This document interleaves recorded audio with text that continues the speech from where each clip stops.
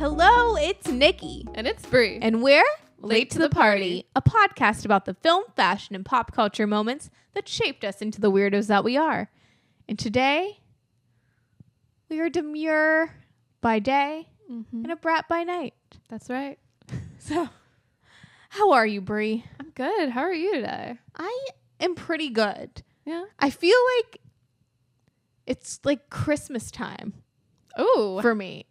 After a post-Christmas feeling. Like we're leaving August.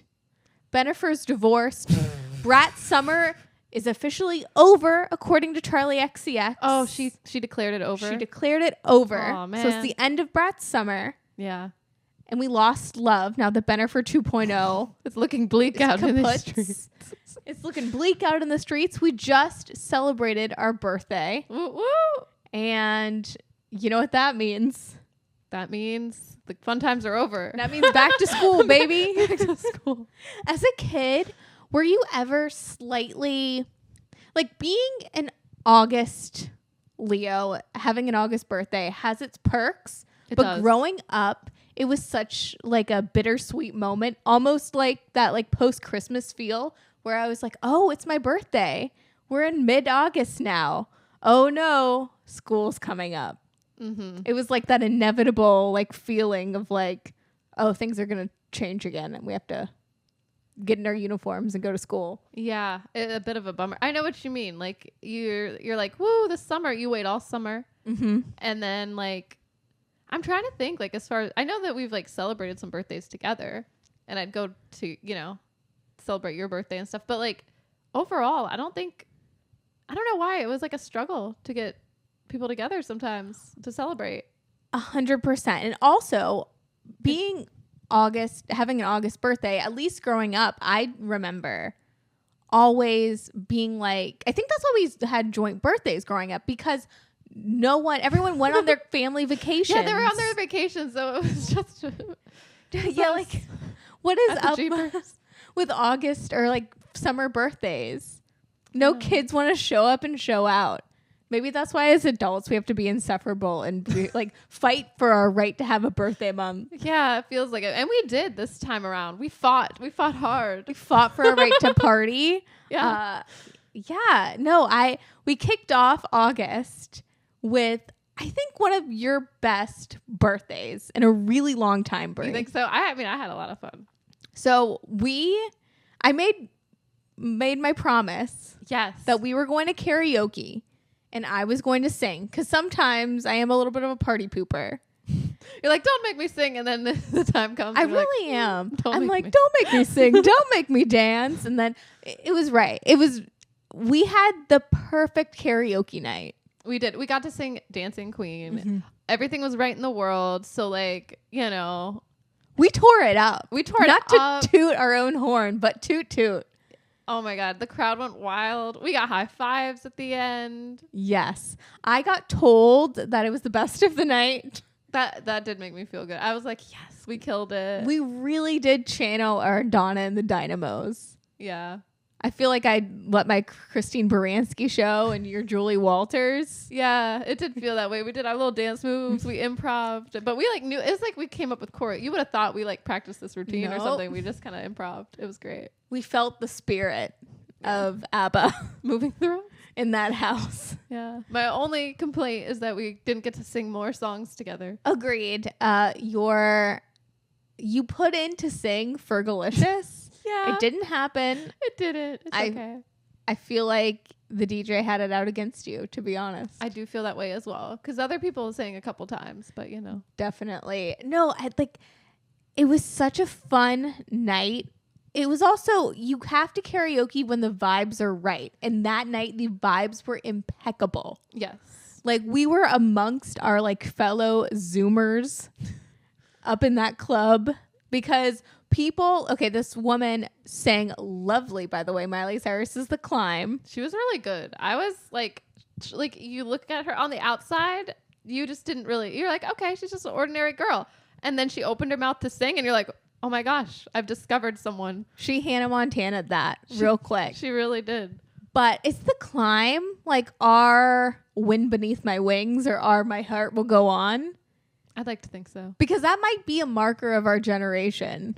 I fully feel, because everyone, including my fiance at that club, were like singing The Climb like it was one of the top ballads of our lifetime. Yeah, it was like something took over. Like everyone in the crowd. I was surprised because I'm like, usually if I hear that song out and about, I'm like, oh, I know this song, but it's like almost like a secret, you know? I mean, I guess not. No, but I think we're finally at a time when The Climb is getting its flowers. good. Yeah. Also, I do feel like we do hang out with people older than us. Yeah. Generally. So, you know. It's nice that the Climb is, Yeah. it's recognized. Is this our Mr. Brightside? Like, is this our Bohemian Rhapsody? Because yeah. I don't feel like Bohemian Rhapsody doesn't really do it for me, but the Climb, totally. I'll sing. I know every word. I do too. And that will get me up in singing. It's so awkward. Like, I've been in so many social situations, especially like in college, like college days, where people would put on like Bohemian Rhapsody and expect you to sing it with your whole chest. And it's a very awkward moment. It's a hard one. Do you know what I'm talking about? Do you remember that Christmas? Like we did karaoke with it was like yes. in-house karaoke situation. Mm-hmm. I mean, it was fun to sing, but like I didn't know all the words. Mm-mm. And after a while, the song keeps going, and I didn't realize how long that song was. So I was on the struggle bus, you know? Yeah. But if the Climb was, if I had to sing the Climb, You'd know every word. yeah, it would be no problem. You'd be fully like Cameron Diaz to Mr. Brightside in The Holiday. Yeah. I do like Mr. Brightside, I though. do too. That's a good one. It's very true. I love Mr. Brightside. That's like, I feel like that would be my Bohemian Rhapsody, except I don't have like an emotional attachment to Mr. Brightside in the same way as The Climb. The Climb hits. Yeah. Yeah.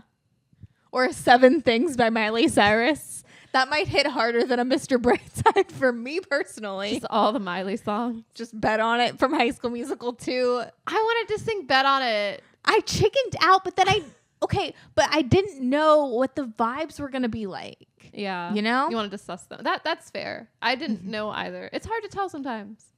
It is very hard. And also, you know, our location, there's a lot of people like older on vacation? Yeah, like real adult age. Yeah. You know? Yeah. So I didn't know if Bet on It would hit. You know what I mean? Like, if no one's ever heard of High School Musical 2, they might be like, is this Kenny Loggins? You know what I mean? Oh my God. If it was us singing Bet on It to like a flat crowd, like no one would, like that would be hilarious. Like we would just give it our all and no one knows the song. Can you imagine? I would still be proud of us. Totally. But sometimes people get into things if you make them believe, you know. I mean, there was a man that sang, what is it? Have you ever seen the rain? And you would have thought that it was like, I don't know, a Taylor Swift song. Yeah. It's because he had the gusto and he was like pointing and like. So you're the karaoke queen. What makes a great karaoke night? Having fun is number one. Mm-hmm. Rule number 1 is that you gotta have fun. Yeah. Pick a song you like. And then just, I don't know. That's all I don't know. Just whatever. Take your passion and make it happen. I mean, you know, you could just sing a crowd pleaser, but I think if you just, I don't know, please yourself too. Like, don't just try to please the crowd because that's no fun. But, you know, if you pick like an obscure song, that also may not go over well. Gotcha. Like no Leonard Cohen song at the karaoke. Yeah, I don't know. Really bum people out. Am I? You know, I'm just like not like that one time that guy sang like opera. That really killed the vibes. It did, yeah. But no, you a couple birthdays ago had my favorite karaoke moment of all time. Really? Yeah, we were at this place called Wannabes. Oh, yeah. I know what you're talking about. You drug us there on like a Tuesday night because I think your birthday fell on a Tuesday. Oh, yeah, that's why it was kind of empty in there. And yeah, it was like 5 people in the whole place. And You were my hero that night. This is okay. There's 2 Brie moments, like quintessential Brie moments. This and when you told that girl off.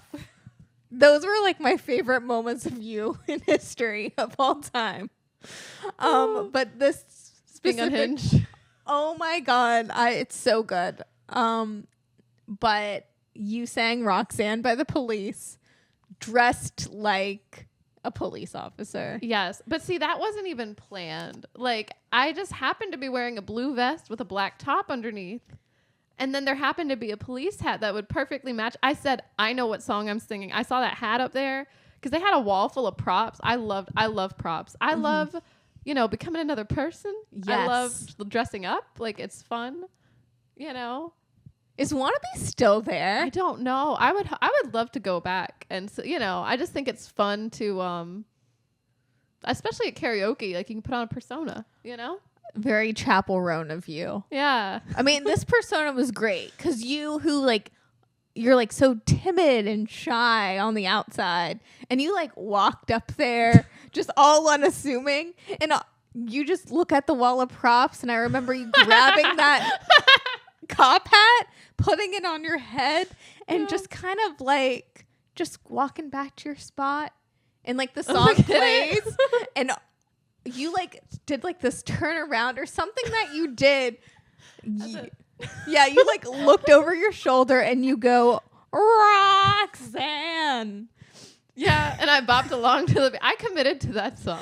The way you put it, like with your whole like police into it. Like it made me like fall out of my chair, quite literally. It was the best moment of my life. Oh, that warms my heart.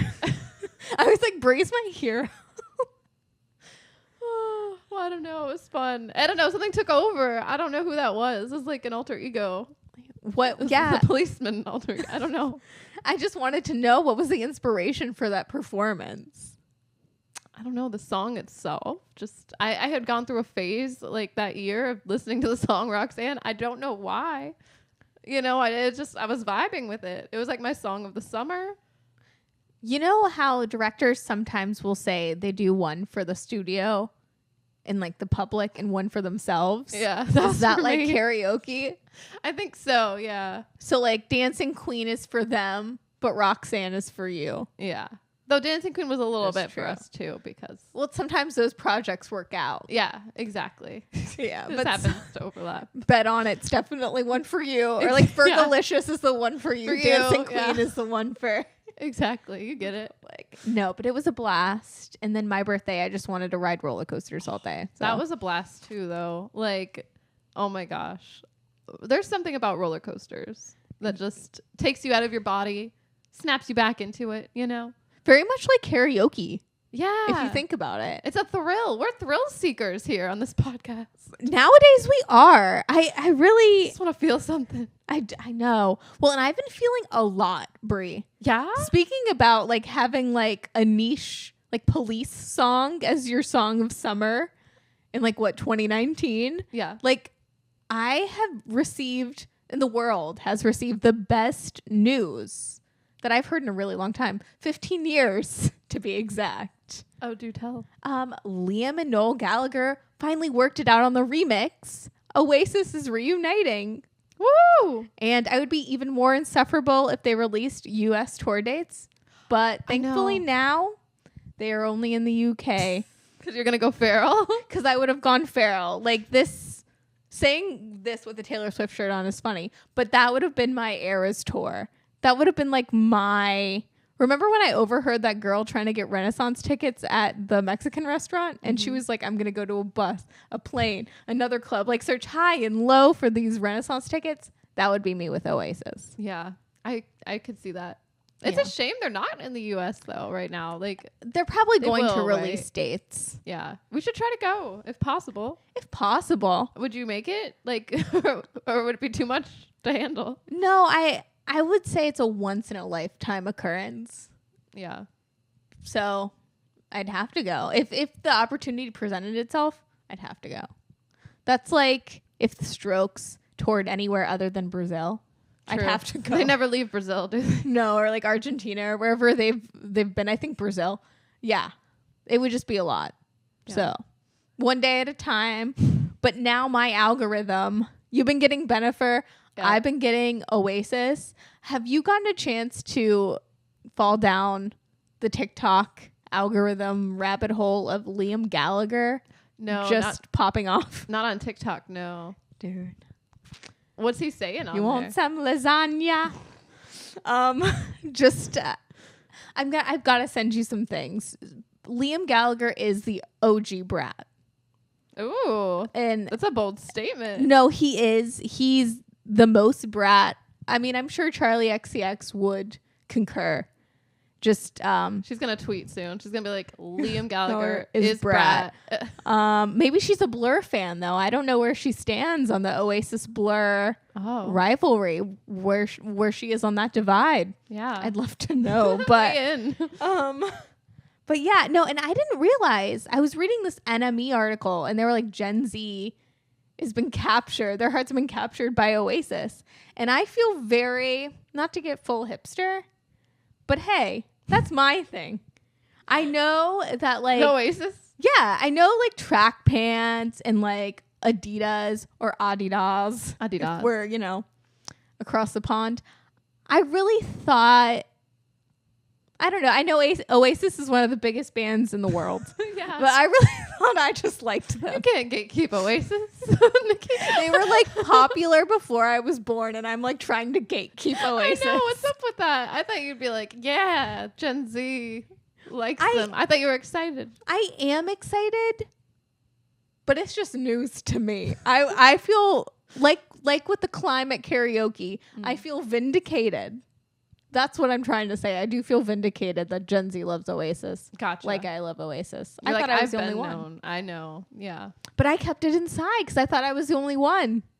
Don't keep it inside, Nick. Well, I love Oasis. I've always loved Oasis. They're on every playlist. I know I'm this sorry, about Brie. you. It's okay. You don't have to be sorry. Anyway. I love that you love Oasis. I love Oasis too. They're like the Fray in a way. You know, you get that. You got Fray fever. You get Oasis fever. I don't know what. There's not really a good alliteration, I think, with an O, but No. But there is a tribute band called Oasis-ish. oh, Which that's is cute. gold. I And like I wish that. I had a band called Oasis-ish. Yeah, that could have been us, but It really could have. Anyways, here's Wonderwall. I know. Did you all. ever get into that like Britpop phase? Did you ever go through a Britpop phase? I mean, I definitely went through a Wonderwall phase. Who doesn't love Wonderwall? But don't they also do Champagne Supernova? They do. That was my jam. Mm-hmm. Yeah. Listen to that song on repeat. But yeah, I kind of just know the hits, I feel, Yeah. as far as Oasis. But Britpop in general, Because they are they're like the founding fathers of Britpop. yeah. I'm trying to think who else.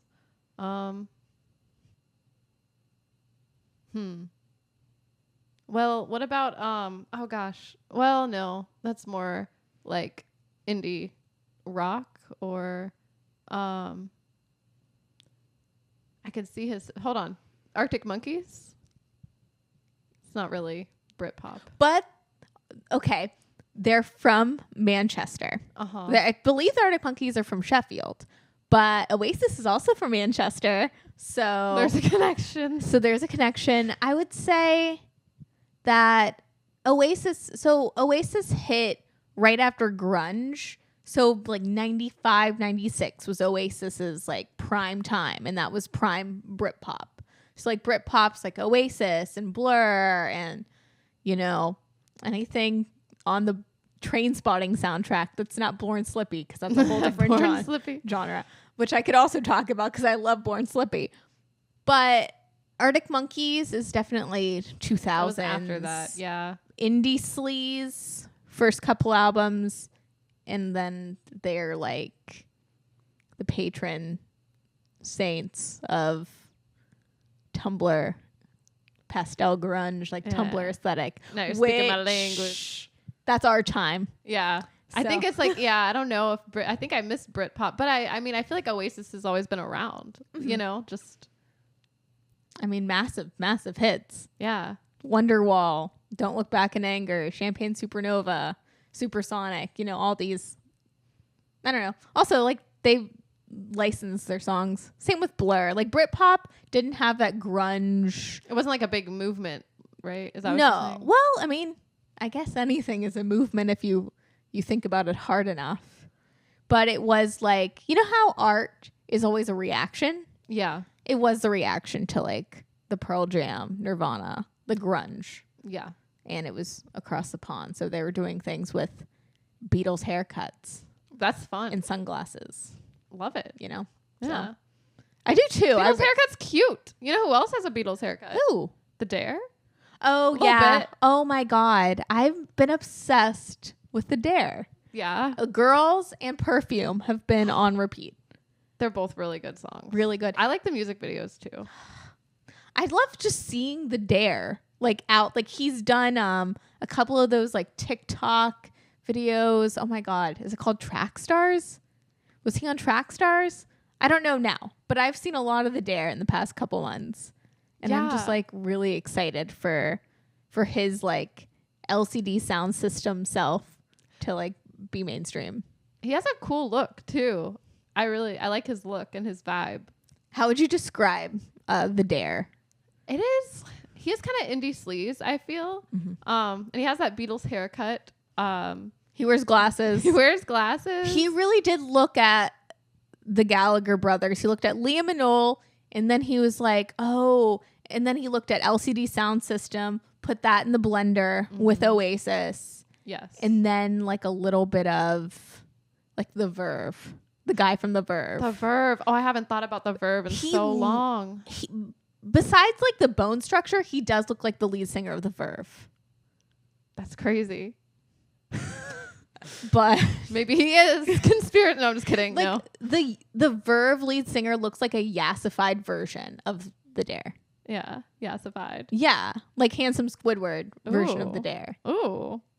I'm gonna look at this. I want to see those cheekbones. I stand by this statement with my whole chest. Watch it be completely wrong now that you. Oh yeah. No. I get what you're saying. I do get what you're saying. Yes. Yeah. He does. Yeah, that's hot. Love The Dare. Love The Dare. I love his like little suit and tie situation. It's like a skinny tie, I would say. What are your thoughts on?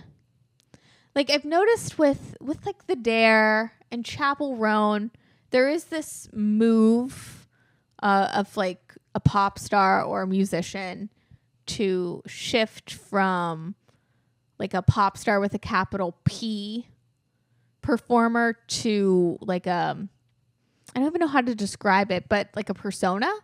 Yeah. I feel like I like that though. I like when artists have personas. Like I think that's fun. Like the Arctic Monkeys again, for example. Like that's a persona. You know. Well, and have you noticed like even with Chapel or with Arctic Monkeys, like they really hit even with The Dare because he started off as I forget what else he was going a different under. Yeah, that's right. But yeah, they all start out, doing great work. Like a Stephanie Germanotta. Yeah. Doing some piano ballads. Like everything's a little more low key. And then they really hit their stride and get the massive success, but also like artistic. They're on an artistic high when they shift into a persona. That is interesting. Yeah. So like, I feel like this time in pop culture, when we look back, we're going to be like, oh yeah, The Dare. And Brat and like Charlie XCX and what a cool little universe that is. Yeah, because she almost has a persona too. Well, she's developed one. Yeah. Because, I think she's always kind of had an attitude to her that's very Brat. But you know what I mean? Like hers isn't like super defined. But yeah, there is a persona. Yeah, and it is a lot of attitude, how she carries herself. Yeah. And what she decides to wear. Yeah. She's like no pants. And I love that. I love that too. Oh, no, she's a fashion inspiration, I think. What's your favorite Charlie XCX look? I love her outfit in the guest music video. Also at her birthday party. Because I don't think she's wearing pants there either. No, I love how Chapel Roan has this like she's gonna be like the next Gaga or like I don't know our version of like a Bowie or whoever with like a distinct look. Yeah, when you like look from far away, you know that's Chapel Roan, and we're like Charlie XCX, no pants, girl with no pants, but see, wearing all black almost. Yeah, with those the sunglasses. That's yeah. Sorry to interrupt. No. But I think we're thinking in our thoughts. Yeah. This is podcast. We're like, we don't need to say another word. Recording, and we're like, we don't have to talk. We could just. Everyone else can read our minds too, right? Yeah. But what were you gonna say about sunglasses? Oh, nothing. I just love the particular sunglasses that she wears. They feel like, you know that meme, the deal with it meme, when the sunglasses come down. Like that's kind of the vibe I get from her when she wears those tiny black sunglasses. Like she's like, oh, deal with it. What is it about sunglasses? It's always sunglasses as well. If we're talking about like a persona shift, yeah, like a complete vibe shift or a branding shift, they're powerful.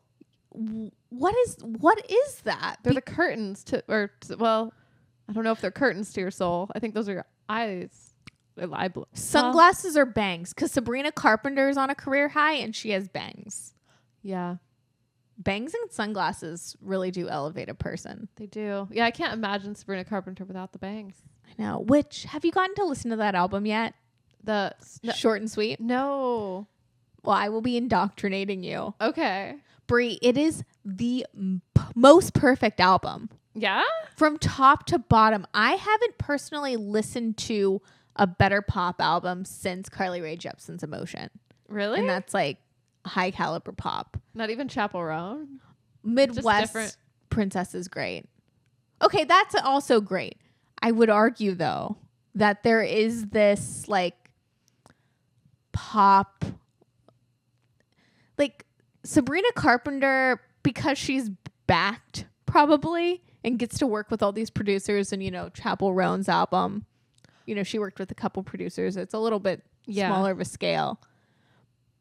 But yeah, besides Chapel Roan, sorry, I just but Short and Sweet, like the moment she introduces the album with taste, like as soon as she says like I make a good impression, 5 feet to be exact. I do like that like opening statement.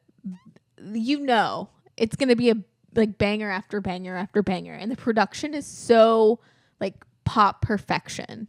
I'm really coming to love Sabrina Carpenter, you know, especially now that I've gotten over that she's not the person I thought she was, you know, like in that other episode when we talked about this imaginary. Yeah, your imaginary beef with Sabrina Carpenter. It wasn't even her. But anyways, yeah, I mean, I feel like she just keeps impressing me. So I'll definitely have to check out the whole album and not just, you know. So good. Yeah.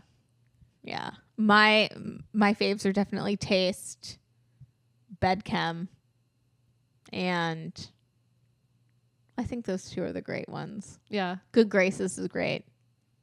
Actually, it's just a perfect album. The whole like album. Top to bottom. Dumb and Poetic's amazing too. Like, yeah. No There's skips. no skips. There are absolutely no skips. Same with Chapel Roan. Yeah. But I will say I was inspired to watch Death Becomes Her after seeing the Taste music video, because I wanted to get the references. I know. When last week when you were like, oh, I got the Kill Bill reference, I was like, ooh, just wait until you see Death Becomes Her. What did you think? Oh my God, I loved it. I really loved it. I knew I would, just because of like who's in it, you know. Like I love Meryl Streep. I love Goldie Hawn. I mean, I love Bruce Willis too, but like he's an interesting character in there. Like he plays like I don't know, like almost like a pour soup on my lap kind of guy, which is weird because you always think about him as being like bald and hunky and Die Hard, yeah. But oh my God, Meryl Streep is amazing. Like, and she looks amazing. Like, and she sings like that opening number. Mm-hmm. I was like, holy crap. Like, this is Meryl Streep. Like, I feel like we don't get to see her enough in these like playful kind of roles. Mm-hmm. Like we see her as a serious actor. She's a serious actor. Mm-hmm. She's a very good actor. Like, but it's really awesome to see her. Like, she's so dynamic. Like, she really can do it all. And she can sing. Like, she really can sing and dance. And I was just like, I felt like that opening scene, like when like I think his name is Ernest, Bruce Willis's character. He's like gives a standing O. I'm like, yes. I'm like, all these people are walking out of the show. It's so funny because it's supposed to be that she's lost her like luster. Yeah, but I'm Meryl pilled. Oh, I completely agree. I am obsessed with this era of Meryl as well, like this early 90s era. Because yes, after the Taste music video with Jenna Ortega as like the Meryl, yeah, and Sabrina Carpenter is the Goldie Hawn character in Death Becomes Her, I was like inspired to watch this again as well. And this era of Meryl, of the diva in the early 90s is really appealing to me. Like this Postcards from the Edge, where she also sings. Ooh. She Devil, which was on heavy rotation in my household growing up with Roseanne Barr. Oh, okay. But yeah, I love Diva Meryl. I love Diva Meryl too. I don't know. I respect her. Something about it. Anything she does. And this is a great pipeline. Like these Diva Meryl roles are a great pipeline to Miranda Priestley. Yeah. It makes and then sense. Mamma Mia. And then Mamma Mia. And then the layers get peeled back. No. I mean, like short and sweet, Meryl Streep's career, no skips. I will even watch like Ricky and the Flash. Yeah. I don't care. I would say Goldie Hawn too. I love her. You know? Do as well. I'm always excited to see her. Like always. She's up there for me. One of my faves. It's crazy to think at the time that a lot of people didn't really love Meryl's performance in Death Becomes Her. No. It kind of like the Anne it Hathaway. The movie? A little bit. Well, they just, I think from my research, the public was thinking of her in like a hate kind of standpoint of like, Meryl's too perfect. We don't want her in these light roles. She should get back to Sophie's Choice or Kramer versus Kramer. Like make some serious stuff. We found the one thing wrong with Meryl is she can't do comedy, which is not true. Yeah. Who said this? People at the time. They were wrong. I say, well, look back. Don't look back in anger though. Yeah. You know, just right. But yeah, it's crazy. But Goldie Hawn, even by that time, was just like GOAT.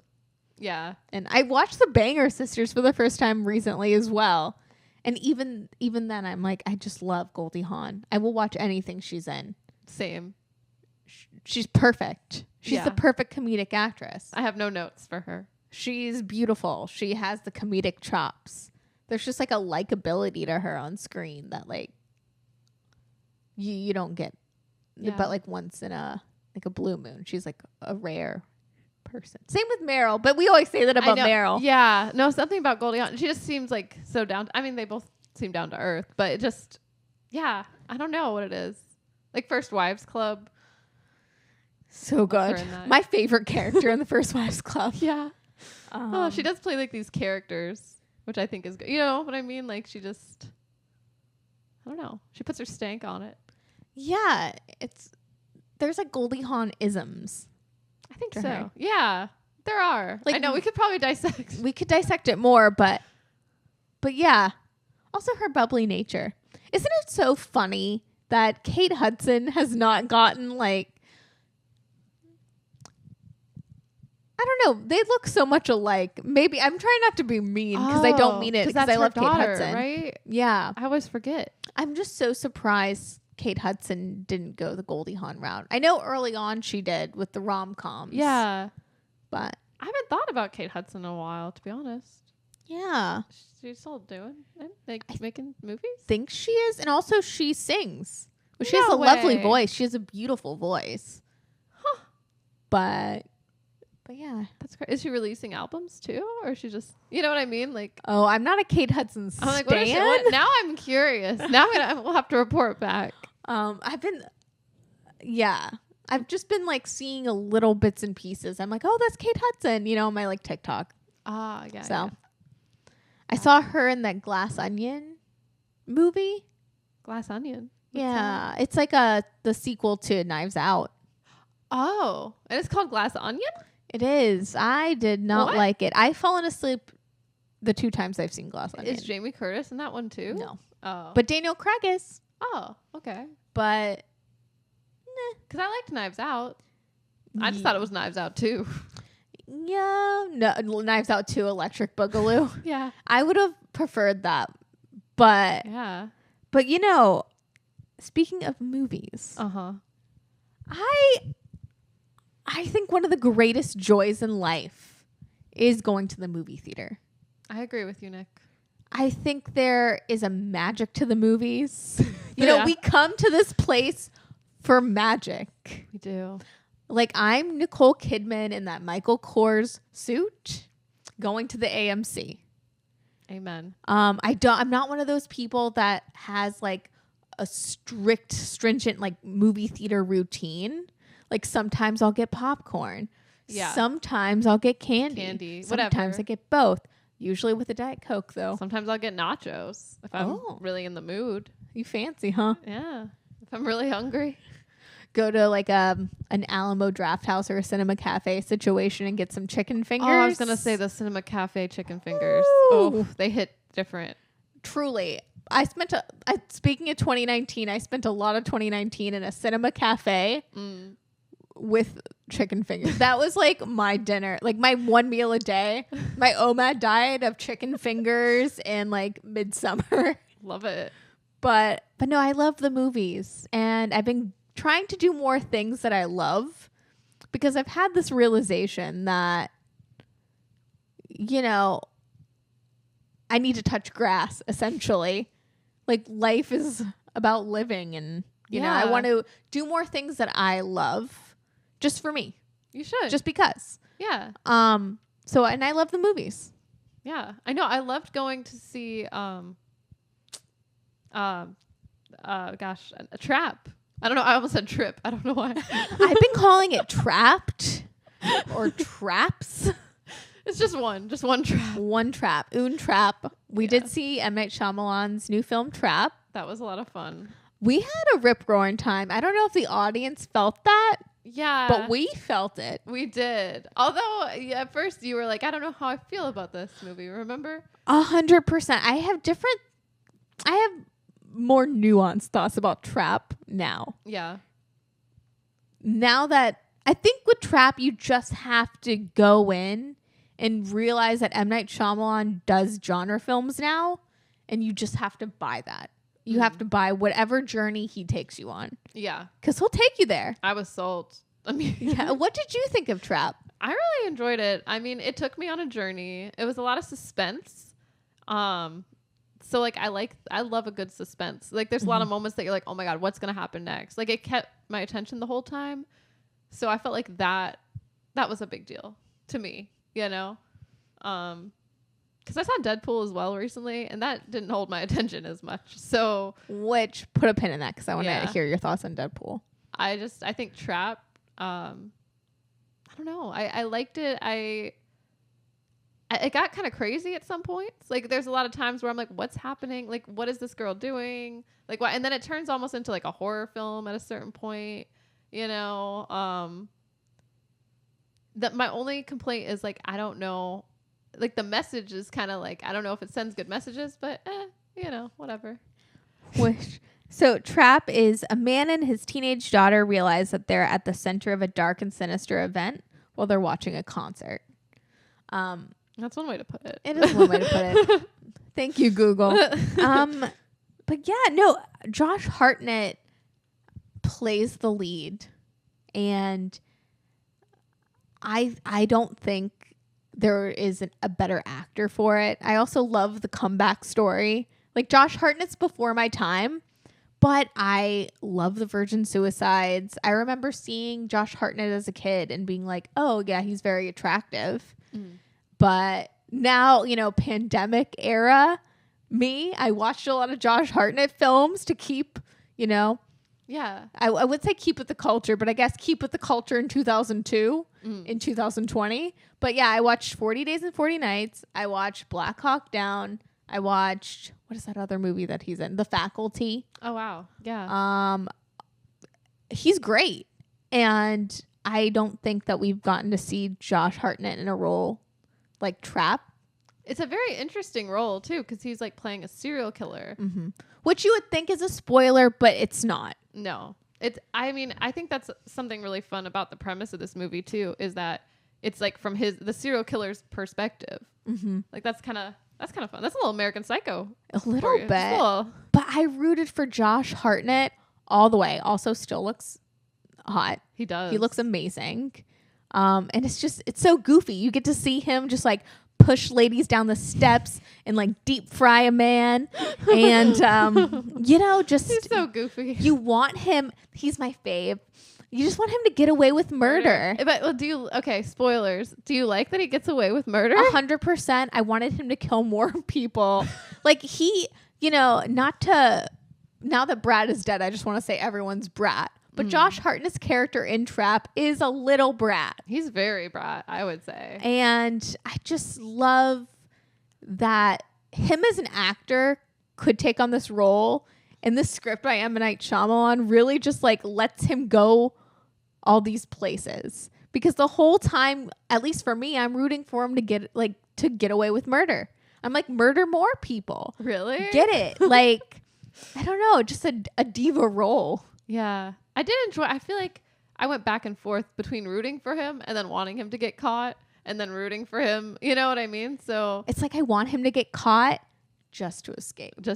Yeah. It is fun to see him get out of all these situations because a lot of times it's like, how is he going to get out of this one? Like there's no way out, and he finagles away and you're like, damn, he's good. Like, how did he think of this? Like, I don't know. It's wild. His mind. I'm just really into it. And it's interesting that M. Night Shyamalan pitched this film as Silence of the Lambs at a Taylor Swift concert, which is very sweet. That is. But Silence of the Lambs makes me think of cannibalism. Yeah, I would say that it is not like that. But if it gets butts in theaters to see a original film that's not like a Deadpool or it's not like based on any IP, then like, fuck yeah. Yeah. And like, I do love M. Night Shyamalan. I don't know where you stand. I do too. Yeah. But I love Signs. I haven't seen Sixth Sense. So I know that's my yikes. I haven't seen his biggest film, one of the greatest films of the 90s. I mean, I've only seen it once and I was like a kid, so I don't remember a lot of it. Gotcha. You just remember I See Dead People? Yeah, I remember the little kid under there being like, I see dead people. And I was like, wow, this is it. This is the movie they all are talking about. And then I don't know, but I don't remember anything else about the plot. So that is so funny about like seeing films specifically from 1999 that are like heavily referenced.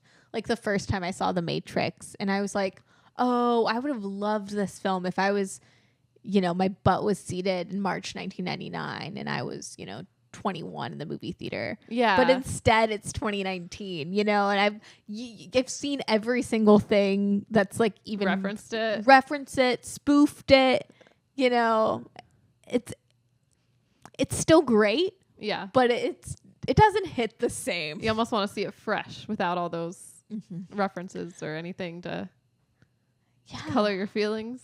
I would totally, if we had hot tub time machines, I would just want to watch movies when they were released. Oh my God. And then that way that's a good idea because then you're not messing with any timelines. Unless something crazy happens at the movie theater. That's true. You'd have to make sure. You'd have to do some research maybe. Yeah.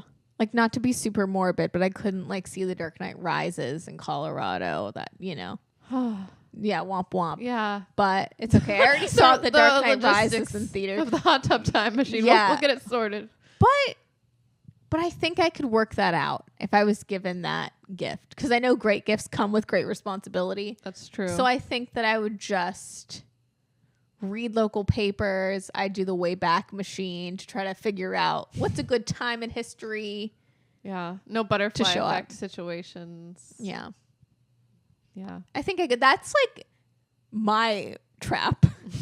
From the mind of M. Night Shyamalan. It's just me trying to do like logistics to hot tub time machine to like 1999 to see Fight Club. Just to see it for the first time. Yeah. Get away with it. And then just go back to now. Yeah. And no consequences. For real. Hopefully. Yeah. Yeah. Trap it's a silly goose time. It is. It was fun. Like yeah, I don't know. I had my attention, so I really enjoyed it. Yeah. I mean, I'm not going to lie. I did not like the performance of Salika Shyamalan. Yeah, she was okay. But, you know, I just think the thing is, I think she's a good songwriter, a good singer. Actually, her songs were kind of bops to me. Yeah. The only part that I was really like it took me out of trap is when they get to this, like, light spoilers, when they get to the house and she has to act and like really sell this part. And I'm like, oh no, this ain't it. She's like, can I use your phone? Or I don't know. I forget what she says. Who are you talking to in there? No one. Like, yeah, I don't know her delivery. I get it. Like, she's not quite on that level, but it's okay. It's okay. We also get Allison Pill as the wife. So yeah, she was really good. Yeah, she was in a whole nother movie. Like that one scene with her, just like in the kitchen. Yeah, just so intense. Now that we're having our Josh Hartnett renaissance, we got to get Allison Pilled. Mm-hmm. Because she's a great actress. Definitely. Yeah. But so it balanced out. It did balance out. Yeah. And I do like M. Night Shyamalan really, supporting his daughters and trying to do the Nepo baby thing right. Doesn't she is a singer, like in real life, right? Then those were her songs. Yep. So that's kind of cool. And actually. I think she wrote specific songs. Like M. Night came to her and they wrote some songs based on the character that would fit. That's really cool. Yeah. Yeah. So and she got a little creative. Yeah. And his other daughter just put out The Watchers, which I haven't seen, but I didn't know that. But that's cool. What? Yeah. I'm down. So she directs? Or yeah, the other one. The other daughter. Yeah. Not the same. No, I get it. Yeah. Nikki. You're like, her talent stops there. She can sing. Not everyone can do it all. That's okay. No. She can sing. You know what? That's awesome. You're right. Not everyone could do it all. I don't know. That's all I gotta say. Who was I thinking about that not everyone can do it all? Like just recently. Oh, well, Blake Lively. Oh. That's probably the biggest lesson from this past month in pop culture is sometimes we should stay in our lane and we can't do it all. And yeah, I was going to say, sometimes you don't have to. Yeah, like just don't even, or just read the room at least and just don't, maybe release your hair product line later in the year or something, a couple months down the line.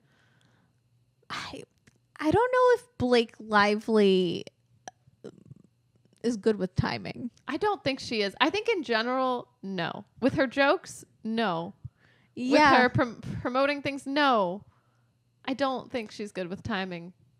Yeah. So, period. Yeah. So this past month, the Blake Lively and Justin Baldoni "It Ends With Us" controversy has been like peak conversation.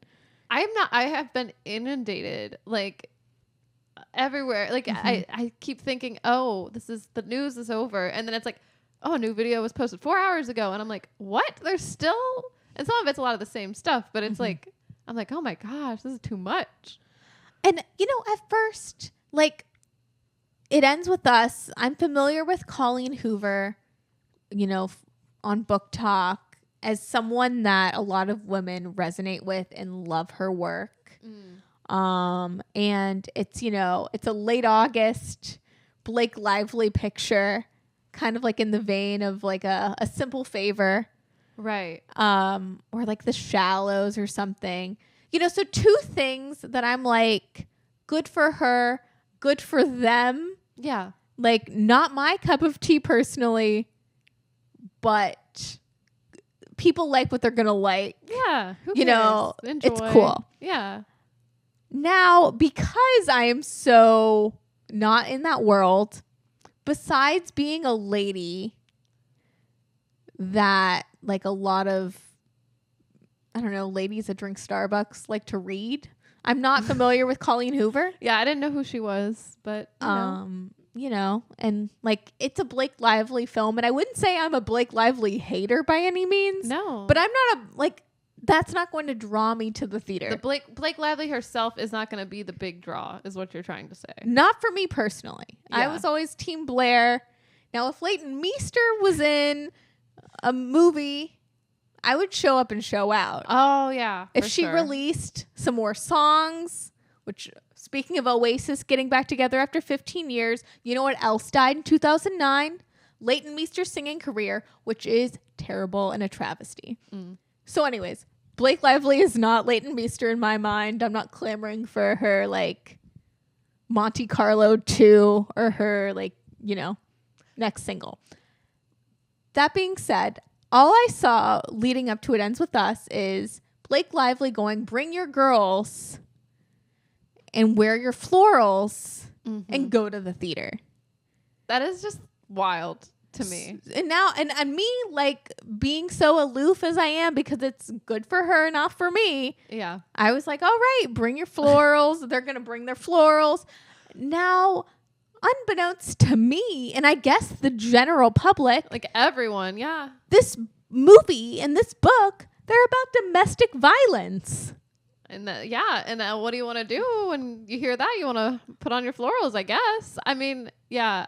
And then come to find out, the movie gets released, and in tandem, she's like, here's It Ends With Us themed Betty Boo's My Line, which is like an offshoot of my husband, Ryan Reynolds, who also gives me personally the ick, his aviation gin.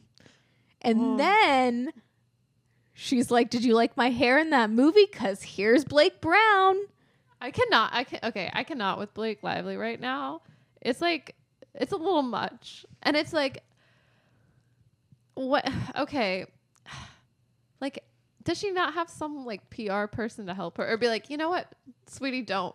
Like, She does have her, she's her own stylist. She doesn't have a she's stylist. her own stylist, but you know, like PR, like, is she her own PR? You know how like people like advise you on things like that, like how to act in public. Is it Ryan Reynolds? Is it right? Yeah, because they're apparently doing a lot of this. They're like in each other's projects, which is a whole nother issue with him like writing that scene or whatever, the rooftop scene, like Scabbing? Yeah, so that's a whole nother, like, he's being scrutinized for that, which, I mean, you know, it makes sense. I mean, it's just so wild. I cannot believe this girl. It's also like, how do you act in a movie that's about domestic violence and then you're so light about it? And the director himself, he was like, he wanted like a different tone to be set, which makes sense because it's a serious topic. They had two different endings of the film. I don't know. It just seems crazy, like telling people to grab your florals. I'm glad we didn't. Like, what if we had before all this came? You know, like, what if and then we were surprised or something? What if, yeah. Not that someone telling me to grab my girls and put on florals. I don't think I would actually do that. I probably wouldn't, because when someone says to do something, I'd probably be like, no, don't do it. I'm not going to wear florals. Yeah. I mean, same. But, so I guess we're not going to have a demure fall. No. But I know what you mean. It did really rub me the wrong way. And that's interesting because I have no like horse in this race. No. I'm like, I wasn't going to see this movie. I wasn't going to see it anyways. Yeah. I'm not. But it is like a very weird like vindication of my like, you know, it 2024 really is the year of justice. Oh yeah. And karma, right? And karma. And karma is a bitch. We should have known better. It's just interesting. I mean, I love Blake Lively as Serena. Yeah, for sure. And that's a character, though. Well, right? Or I is guess. it? I don't know. She does play the same character that she seems to play, like, as her off-screen persona as Bridget in Sisterhood of the Traveling Pants. But I can understand, you know, and I don't know if this is ageism. Like, as Blake Lively gets older, maybe that shtick, that Serena van der Woodsen's shtick doesn't really work. Maybe. Now that she's older. And maybe that's unfair. Like, don't you want to dance through life throughout your whole life? I mean, her husband gets to do it. Her husband has been doing this Deadpool shtick forever, and no one complains that he co-owns a soccer team, has his own brand of gin, has Mint Mobile. True. I did think Mint Mobile was a little odd. I don't trust it. It's too cheap. I'm like, no. Ryan Reynolds is trying to steal my information. I feel like that too. I don't know what it is. I'm like, I don't trust him. It all gives me the ick. But I missed Deadpool and Wolverine, so I don't know how that was. That's okay, though. You don't really miss anything. No offense. It just was... It's not what I was expecting, you know? And it was probably... To me, it was the least funny of the Deadpools. Like, I enjoyed the first one. Mm-hmm. The second one I liked, too, but... I don't know. It was not... And the Wolverine in there, I was expecting... Especially when it's Hugh Jackman as Wolverine. I was expecting, like, a... I don't know. Like, a really hot... Has like I don't know, like a hero Wolverine, you know, like a badass. Yeah. And he's not. Oh, he's not? No, he's like a loser. He like gets the worst Wolverine from like it's like there's like a multiverse of sorts, and he travels to different dimensions or timelines or whatever, and has to get a Wolverine. I don't know. The plot itself too isn't explained very well, like why he's doing what he's doing. It's like their timeline's going to be eliminated, but I don't exactly understand the lore. I just feel like it's not explained very well. Interesting. Yeah. So it was just, I don't know, I felt let down. Then I didn't find it very funny either. So I don't know. I feel like I'm like, I give it an oh god. Oh god. 5 thumbs down. I don't know. So you didn't love being pandered to? Well, I don't know if I was pandered to. Well, not you specifically, but... Oh, I needed more pandering, if anything. Yeah, no, I noticed in the promotion of Deadpool Wolverine, they were doing like the bye, bye, bye dance and really giving like millennial references. That is another thing, is like all of the music, like none of it was current. And I just think there could have been a better mix. Like I like, you know, some of those songs. Like I think there was like... Was there a Fergie song or am I tripping? Well, there's Lady in Red. Oh, yeah, there is. Okay, Glamorous was there. So that was maybe a little bit of a highlight. But it still felt out of place. To me, some of the music felt out of place. So it didn't hit the way I thought. You know, because I love when a soundtrack really hits. It can sometimes make the movie. Oh, totally. And like having like a prayer, you would think would be cool. But it does seem like... culturally we're out of the whole Deadpool thing. I say, but it was a real big box office success. So as it ends with us. So I know some people don't care that they got married on a plantation and that Blake Lively created a preserve, an antebellum themed Goop ripoff. But I never forget. How is it antebellum themed? If you've ever seen the promotion for Preserve, which was like short-lived, it was like 2013. Yeah. It was like, yeah, it was just a lot of the antebellum South in the branding. Interesting. Yep. I did not know this. I just thought it was like Goop. Yeah, but it has that like... Weird undertone. But, interesting. I don't know. Good for her, not for me. You know, it is interesting... But it works. You know, it's just maybe not our demo. Yeah, maybe. Like, it's just not. We're a little too old to like be gripped in. Because I saw those ads where they were like, we're doing the dance to Bye Bye Bye. Come out and see Deadpool Wolverine. And I'm like, that doesn't really... Okay, like Bye Bye Bye doesn't even get me juiced. I mean, I like that song, but also like NSYNC. Or like Backstreet Boys. Like, I don't want to see them now. No. We've talked about this. Yeah. it is a little bit of a bummer. I think we are a bit too young generationally to like be like in sync. Not for Oasis though. But not for Oasis. That's different. It's interesting. Isn't it? It is so interesting that like after all these years, you know, but that's different type of music. Yeah, and they don't have to perform like synchronized dances. Like, yeah, that is also true. You know, maybe there's something to that. Yeah, that is a little bit of a bummer to see.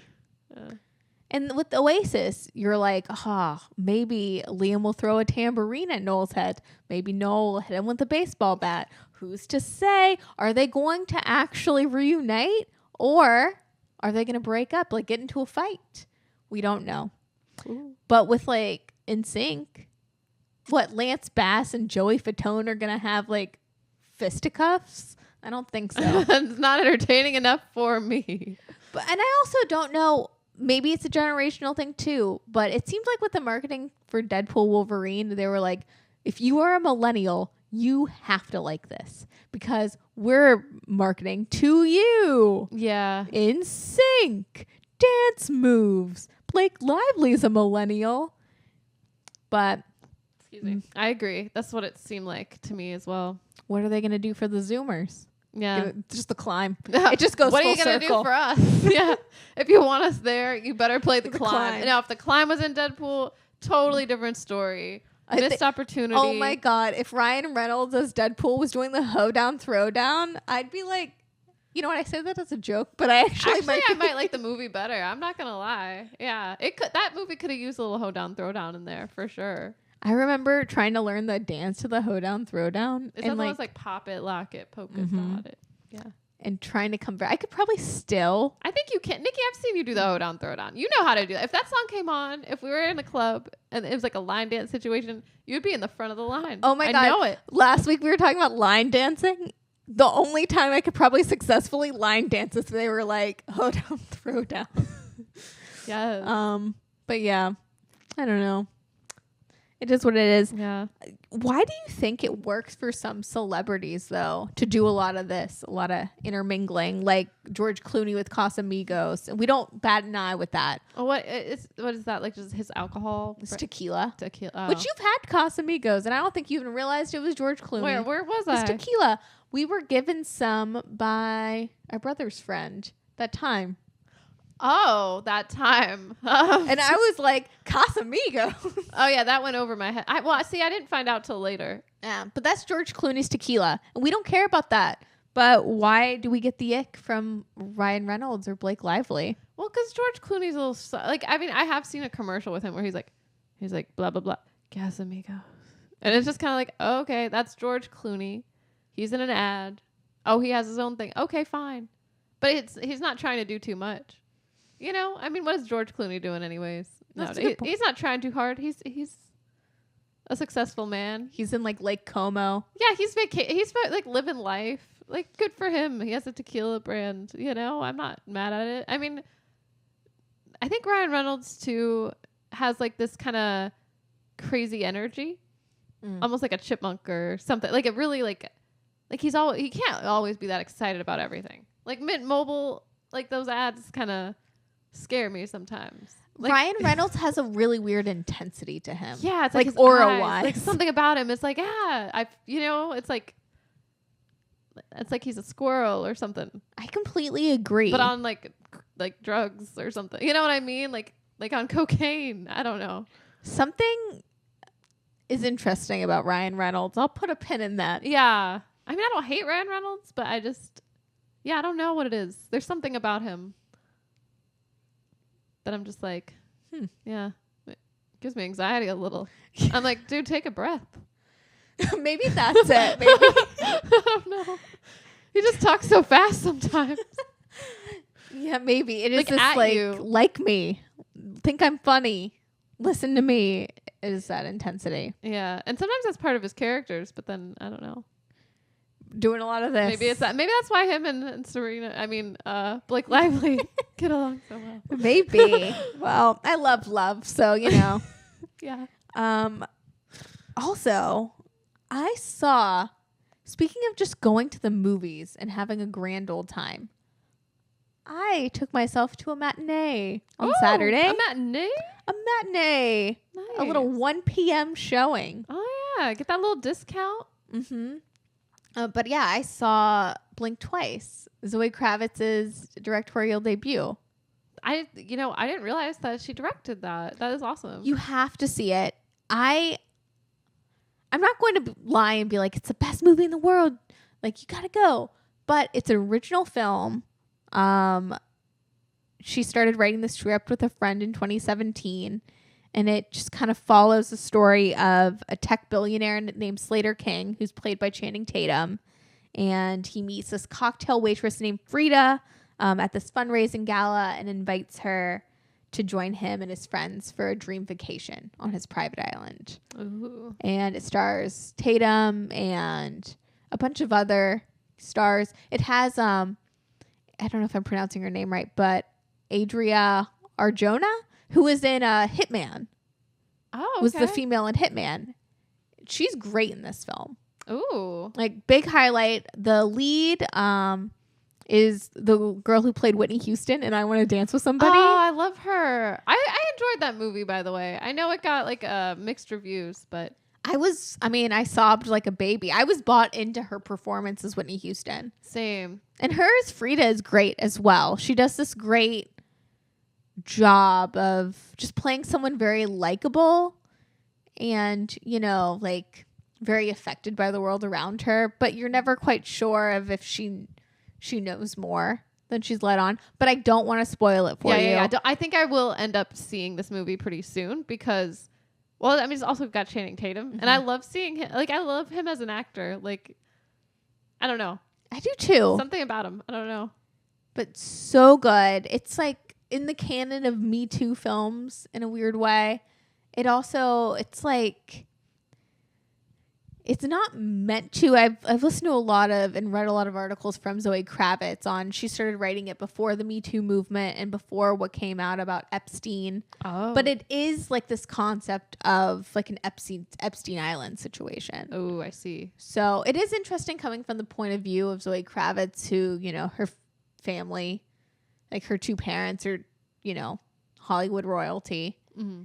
So it's just very interesting. And it's like a movie you want to watch with friends and then discuss afterwards. Oh, okay. Yeah. My only gripe is I wish she kept, I get why she couldn't, because they wouldn't put it on marquees. They wouldn't put it on billboards.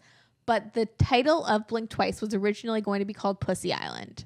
Whoa. That's wild. And I think that title is excellent in trying to get the point across of what this film's about. Like, if, you know, knowing that it was called Pussy Island made this film so much better for me, because it was that title's so provocative anyways. Yeah. And in the film takes a different shape almost being called Pussy Island, but I guess, you know, it didn't get approved, I guess. Yeah, for obvious reasons. Yeah. I suppose she had to, you know, name it Blink Twice, but highly recommend.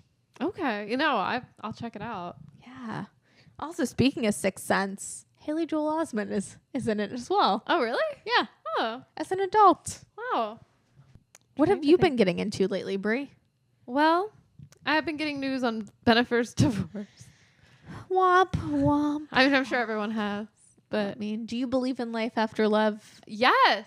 Especially for J-Lo, I believe in life after love. She'll find it. She'll be okay. In 20 years, she's going to be Jennifer Affleck again. Again, exactly. Yeah, we know. We know in 20 more years. That's the nature of their romance, I think, you know. They get married, they divorce, or well, they didn't really get married that first time, but you know. They were so close. They were. Yeah. They were like weeks away from the wedding, so. And then they got closer the second time, and then the third time maybe it'll you know, they'll be like 80 years old or something, but Yeah. you know. And then she'll make another movie. And maybe he'll be into it this time. Maybe he'll I don't know.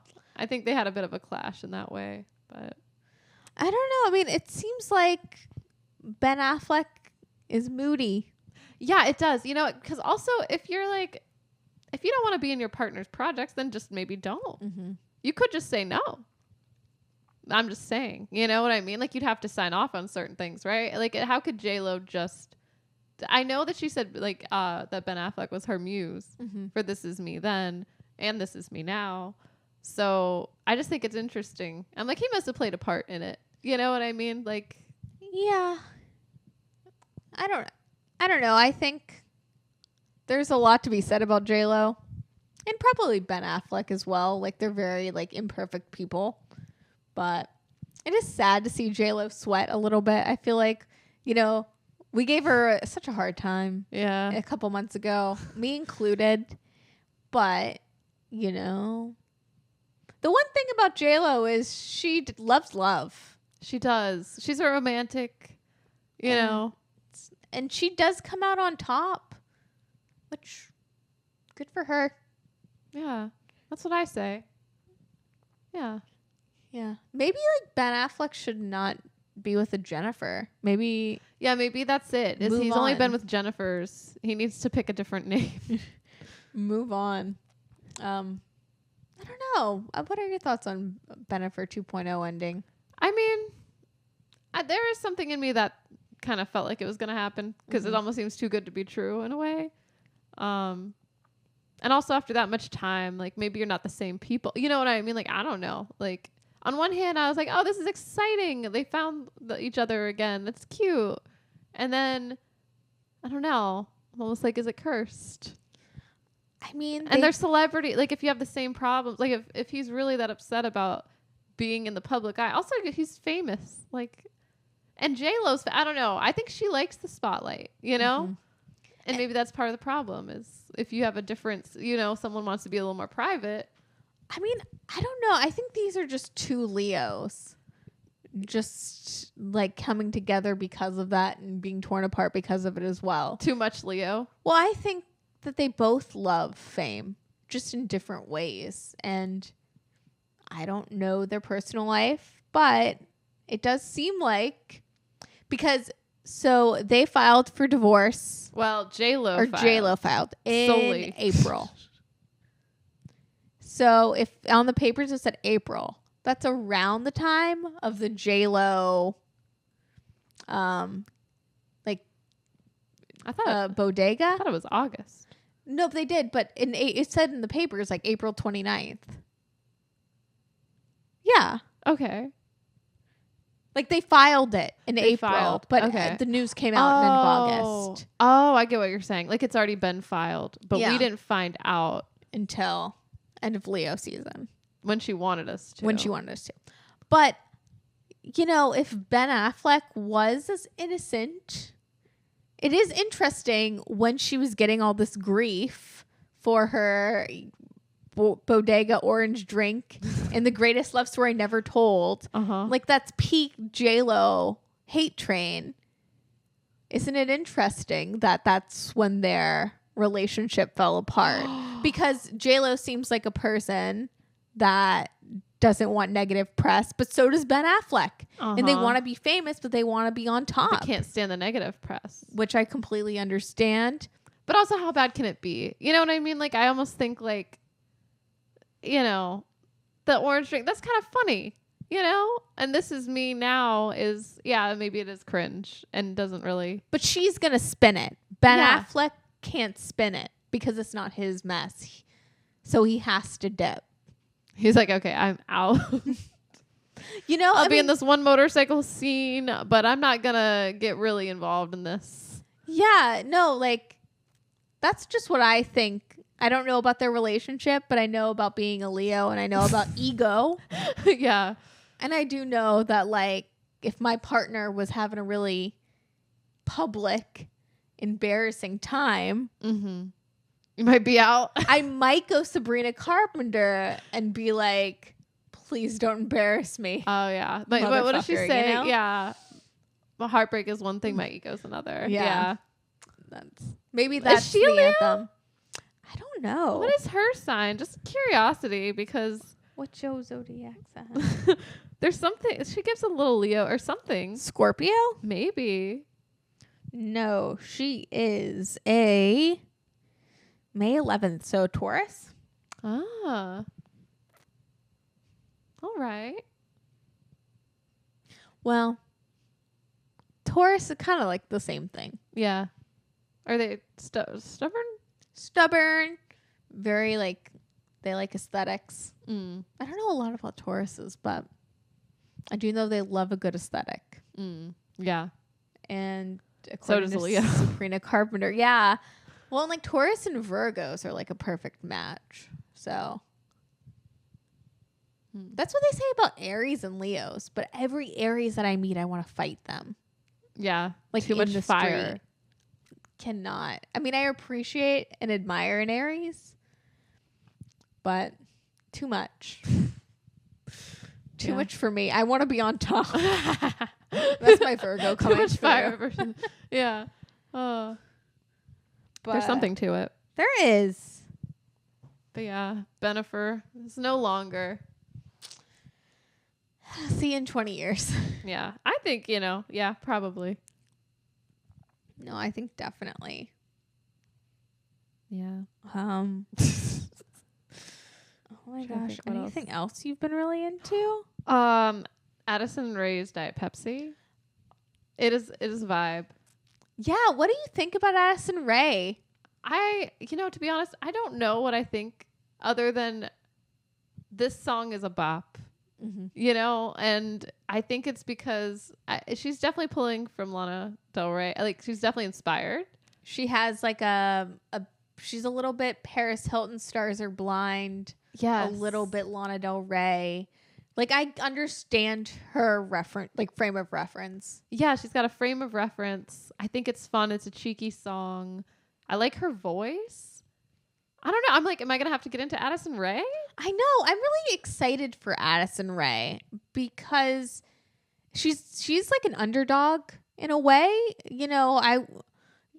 If you told me a couple years ago that Addison Rae from TikTok was going to have this, like, she was going to be partying and being affiliated with Brat Girl Summer and coming out with Diet Pepsi, which is a certified banger, and just has this like aesthetic that she's very like 2013 Instagram filter coded. I'm vibing. I am too, and I understand Addison Rae in a very interesting way, which I'm like, I just want to see her do whatever she's going to do because I'm like seated. Same. No, I feel like for the longest time I just kept hearing like Addison Rae this, Addison Rae that. I'm like, okay, I don't, I'm not interested. But I think it's just, when anyone's like, I don't know if anyone in particular was like, check this out. But, you just like influencers.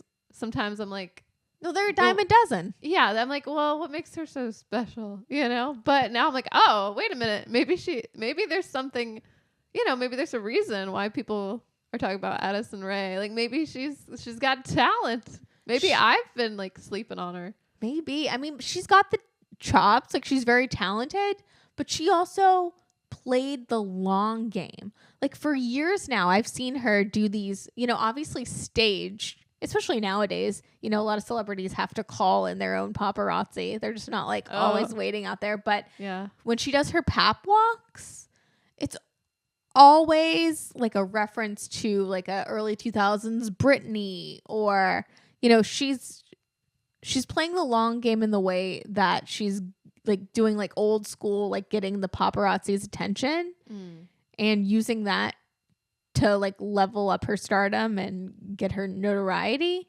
and be very cheeky with it. And then also to come out with Diet Pepsi on the heels of that and the music video, which is so freaky. I like it. Like, I love this and Sabrina Carpenter. I love these girls that are just freaks. Same. I love a good music video that's, I mean, there's like a strong visual to it, like a strong like aesthetic, I guess. Like for Diet Pepsi, I like how it's like really grainy, and just, I don't know, all her outfits and the set. I mean, I love when she brings out the American flag. I'm like, I see what she's doing, but she makes it like her own song. Like, she doesn't sound like it still sounds pretty unique, but you can like understand the references. So yeah, I don't know. I enjoy it. It's an it girl in the making. Yeah. I'm excited to see what she does next. Same. I'm very intrigued by Addison Rae.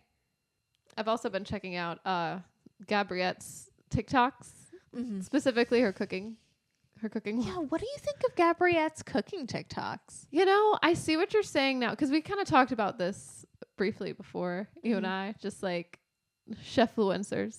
And I feel like a lot of the stuff she makes it look easy and it's kind of attainable. Like, it's not like sometimes I watch videos of people cooking and I'm like, oh, that looks so amazing. Oh, that looks great. But I'm like, oh, I don't have the time, or like, it's not going to turn out like that. But like, I think there's like a good balance of making something look kind of aesthetically nice, but also not too perfect. Like, I like that she leaves in like when she makes a mistake or something, or almost drops the pan, and you know what I mean? Like, it's like she's putting in an effort, but it's not like she's not trying too hard.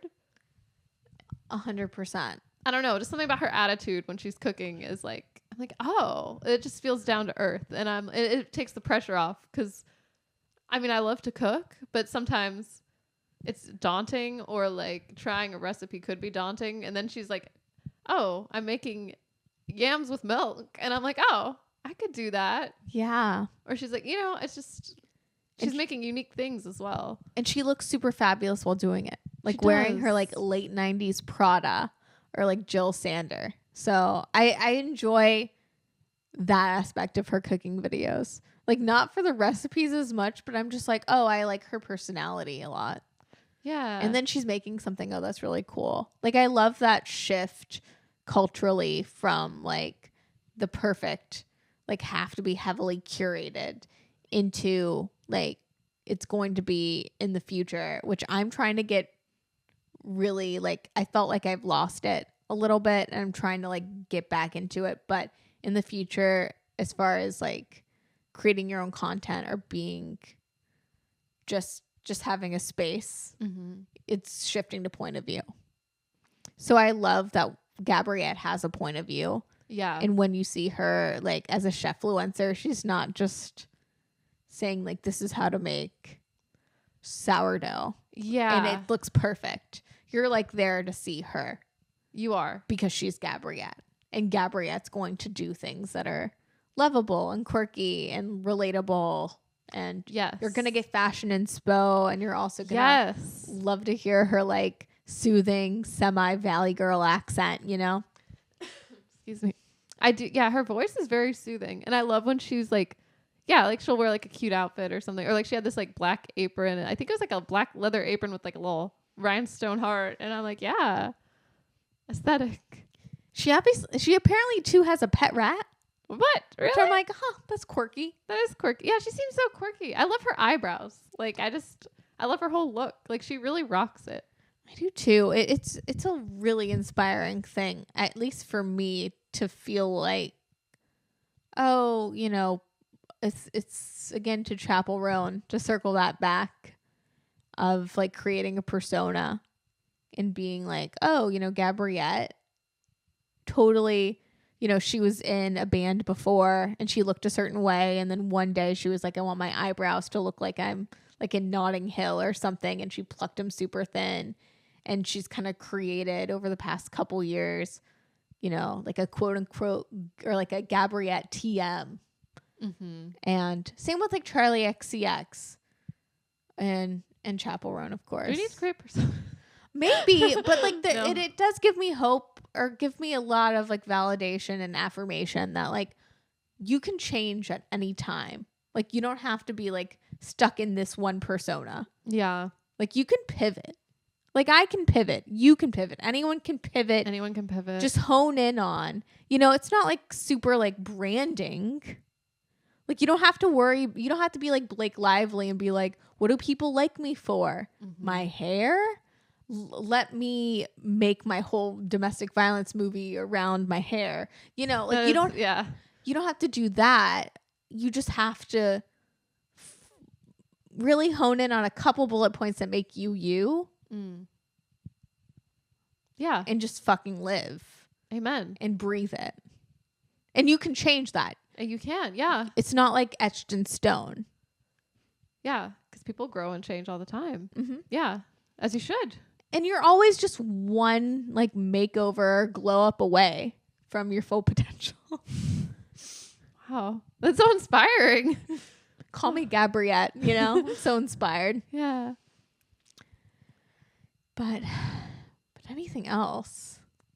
Trying to think. That just makes me think of like, I've gone a bit down a Avril Lavigne conspiracy, because speaking of like reinventing yourself or whatever, you know of the conspiracy, right? Like refresh my memory. Okay, so there's a couple different ones, but the gist is Avril Lavigne's been replaced, and she died in 2004 supposedly, or the other one is she might be alive, but she has a double. Either way, the double is Melissa Vandella, I think I'm saying. I don't even know if this is a real person. I don't know, like, who started this, like, where the facts, you know. believe like a Tumblr post from Brazil in 2011. Yeah, it was something very random that like someone started a rumor basically. But yeah, so there's two different like beliefs, I guess, within this conspiracy. So either you believe that she's been replaced completely or she's still alive and sometimes Melissa fills in for her. But I really think after watching several videos of like, because people go really, there's some people who will take like an interview from, you know, when she was like 16 or something and compare it to when she's like 21. And obviously you're not like, no one's the same when you're 16. You know what I mean? Like you grow so much in that time. Also, Avril Lavigne had a meteoric rise. I mean, like after that first record. Yeah. I mean, even if she was the same person, like she's probably like internally a very different person. Probably, I would think. Yeah, I don't know. Watching these videos, it almost solidifies that that's still Avril Lavigne, you know? But I feel like people were maybe upset with her persona, or like maybe that she wasn't as punk rock as we wanted her to be or something. That is so funny. You know, because like when she's 16, she's like, I'm so outspoken. This and that, you know what I mean? And then she's like, I'm girly, but you know, I'm pop punk. And like maybe people just didn't vibe. So they're like, came up with this conspiracy that she's dead, which I think is kind of terrible. But you know, though, as someone who grew up listening to Avril Lavigne, Let Go's a great album. So is Under My Skin. mm-hmm. For me as a child, I liked Under My Skin a lot. Yeah. Maybe more than Let Go. Then. As a child. Yeah. Not now. Let Go is the superior album. But Under My Skin is very good. It is. And she kept consistent with her image. After that, yes. Well, I think Let Go and Under My Skin are very similar albums. They are. Actually, yeah. You're right. And if she died and she's trying to keep on the act, that is a great job. Whoever started that. I think like in one way, it's like a silly goose time and like, you know, you've made it like a Paul McCartney or whatever when you have a conspiracy theory that you died and got replaced. I think she's taking it well. She's yeah. But also it is such a diss to Avril Lavigne that when we were like, as a society, we're like, oh yeah, this persona or this Avril Lavigne, like, can't she mix it up a bit? Yeah. Like, she must be cloned. Right? Isn't that terrible? But we also, like, including me, we have amnesia. Like, every time Avril Lavigne's tried to switch it up, we've been like, we don't like that. Mm-hmm. And we, like, erase it Men in Black style from our memories. And, you know, I don't know. Except it's very that song with interesting. Lil Mama. That was a bop. Well, no, but that's still with the Avril Lavigne persona. Like, I'm talking about when she creates those like country ballads. Oh, country? Like, or like, I don't know. Didn't she have a song with the guy from Nickelback that she married? Oh, and yeah, this last album is kind of country and ballady. See, you're even forgetting it. I did. Yeah. Oh my gosh. Like, what is it that we have when we forget things? Amnesia? Yeah, I guess so. But we're getting Melissa pilled. Yeah. Oh, selective Avril Lavigne. Yeah, listening. I think we all just have selective Avril Lavigne listening, and every time it's Melissa, you know. Yeah, we don't like it. We're like, that's Melissa. That's Melissa. That's kind of funny. Can you imagine being Avril Lavigne? Every time, like, she has like a record that doesn't hit, a little flop, she's like, it's Melissa. Yeah. Maybe she'll like lean into it more. She'll be like, oh yeah, that wasn't me actually. You're right. Like, that devil does exist. Like, she just, sorry. I want to have a Melissa every time I make a little whoopsie. Yeah. I'll be like, that's Melissa. Whoopsie. Whoops. I like that. Yeah. Yeah. Keeps you out of trouble. Totally. I say something problematic on the pod. I'm like, that was Melissa. Yeah. Maybe this whole Melissa thing, maybe that could be a positive. Yeah. Yeah. Maybe we've Like both the been spin. replaced. Maybe. And Avril Lavigne. We both. Everyone. Oh. But yeah, I don't know. It was just on the brain. I mean, she was on Call Her Daddy and said she doesn't mind the conspiracy. I listened to that Call Her Daddy interview. Yeah. I just think it's funny because after all these years, like it's been such a, I don't know. I remember hearing about this conspiracy for like the longest time.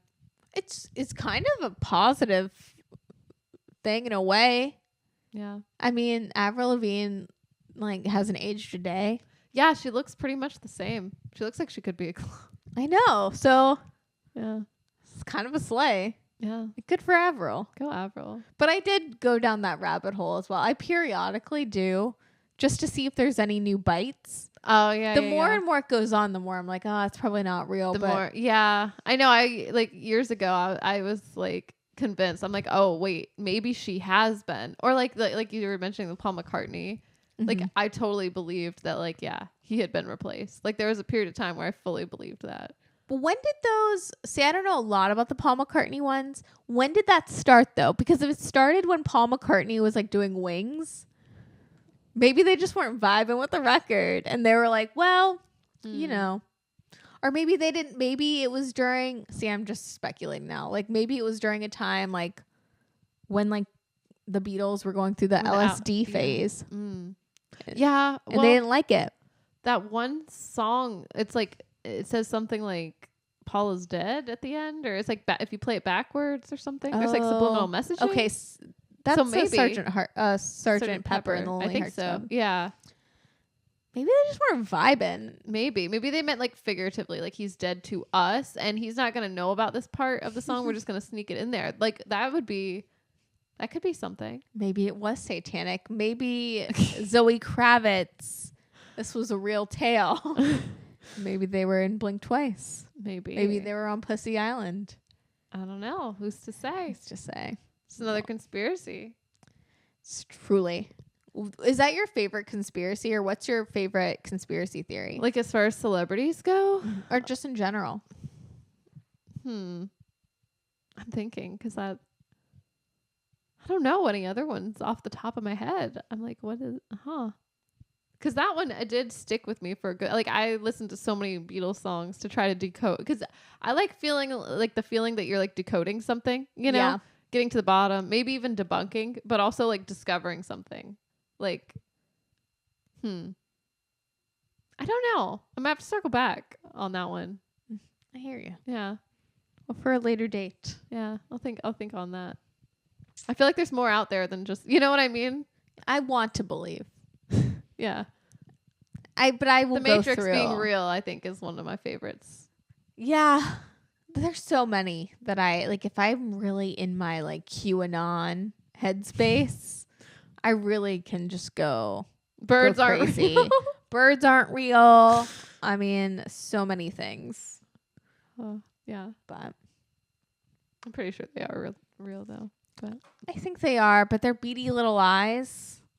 could be cameras. Could be cameras. What's the explanation? Just beady eyes? True. But how do you explain the poop?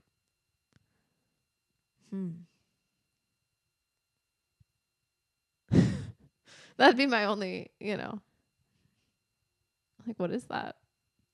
But conspiracy theories, like turning the frogs gay, that was true. It's all about That's my how favorite you frame a story. True. Because, there's crazy things like the frog story that are proven true. Maybe Avril Lavigne metaphorically died. Yeah. That's what I think about Paul McCartney, too. Like a metaphor. Yeah. Yeah. Well. Okay. I think that's... Is that all for now? Yeah. And is there anything else you want to chat about?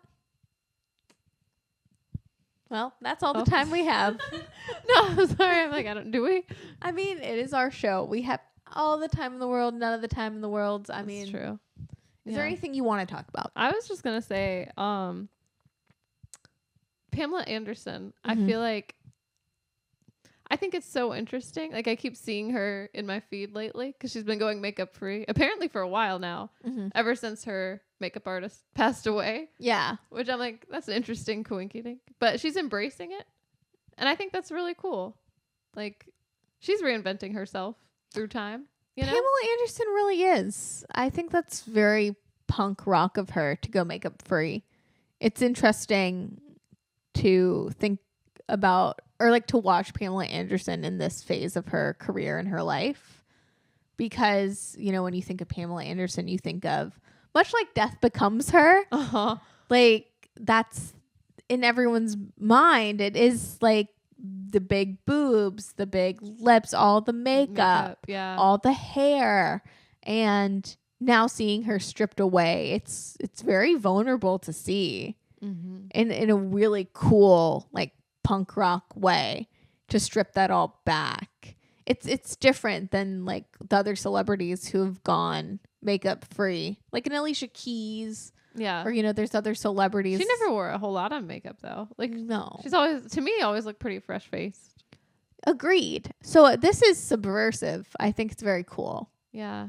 I don't know. I'm here for it. I think it's cool to hear her like talk about it, or like just to see her just embracing herself. I don't know. Cause like as you get older too, like I feel like there's more pressure to look young, or like all this. Yeah. Like very Death Becomes Her, like the messages 100%. in that movie. So which that was sorry to interrupt, oh, no. but that's crazy. The Death Becomes Her was, you know, it's a satire that came out in 1992 about ridiculous beauty standards and like fighting over a trash man. It's in the trash man canon. Oh yeah, that was another thing. Like I could not believe they were fighting over this Ernest fellow. Like I know.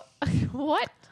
They've really lost the plot with that one. But, you know, like especially Meryl Streep's characters, just her vanity and like her attraction to being more and more youthful, like so much so that she, you know, drinks poison essentially, and just it's very relevant. Still more relevant, I think. I think this campy film from 92 directed by Robert Zemeckis is even more relevant and like even more satirical, you know, 30 years later. I think so, because I think a lot of younger people too are even more obsessed with being young and staying young and looking young, and it's a lot, you know, and it's making us older. Like fillers can do damage to a 25-year-old in a way that they can't to a 45-year-old. And if you're worrying too much, you might get worry lines. Oh yeah, you know, if you're worried about looking older, you might look old. I don't know if that's true, but I know, it's just a thought I just had. It's such a crazy thing though, you know, you smile, you get smile lines, but you're pruning all the time, you get those smoker lines. So which one? You're never gonna win. But but to the Pamela Anderson of it all, I do love her reclaiming her narrative a little bit, and like the duality of it, because now she can be both, which makes her whole. Yeah, because like, this is gonna sound shitty, but like when I think of Pam Anderson, like I haven't really thought about her much as like a person, like too much, because I think, you know, she's like a cultural icon, you know, but underneath that there's still like a person. So, but you know, like thinking about her experience a little more deeper, I'm like, oh, I respect her, like, as we all should. But you know, it's just like when someone's a celebrity, sometimes you forget a little. Definitely. You know, like I guess you can have your persona, but then there's still someone underneath it. 100%.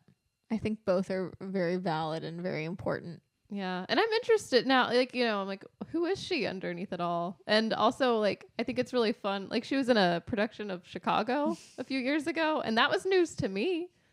And she's like, yeah, I'm singing, I'm acting, I'm trying things. And then, like, I don't know if you've seen the clip of her as Roxy. I thought she killed it. I was like impressed. She's one of the better ones. I like love how every couple years there's either an actress or a singer or a real housewife who decides to take the coveted role of Roxy Hart in Chicago for like a week or two, a little stint on Broadway. I remember when Ashley Simpson took that role. I believe that was like the late aughts, maybe early 2010s. That's cool. But that one stuck with me. I remember hearing about Pam Anderson. I thought she was one of the better ones. I thought so. I was like, wow, she's selling this role like 100%.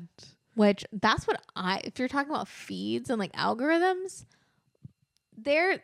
my algorithm is like, you only care about Oasis now and clips from Chicago, the movie. Is it all because I was talking to you about Chicago recently? Is that why you think? I have no idea. Is it because you've been listening to like what's his name? What is that? You know, it's your boy. He sings the song. Oh, are you talking about Joe?